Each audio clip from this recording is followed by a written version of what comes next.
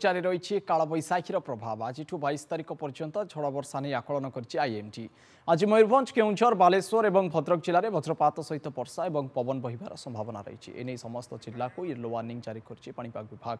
पवन bag 50 ରୁ 60 kilometre प्रति घंटा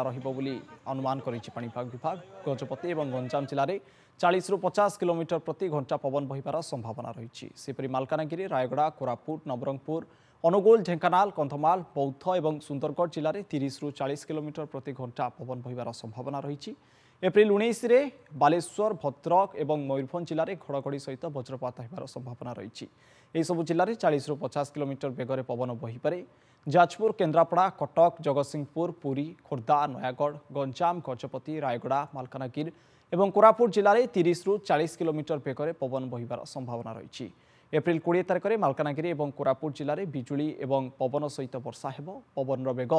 घंटा प्रति 30 ରୁ 40 किलोमीटर रहिबार संभावना रही एप्रिल 21 तारिख में मयूरभंज केउंझर बालेश्वर भद्रक गजपति रायगड़ा मालकानगिरी और कोरापुट जिले में समान पाग अनुभूत होबार संभावना रही 22 तारिख में मालकानगिरी कोरापुट रायगड़ा गजपति कंधमाल कलाहांडी जिले में घड़घड़ी सहित बिजुली और 30 ରୁ 40 किलोमीटर बेगर पवन बहिबार संभावना रही।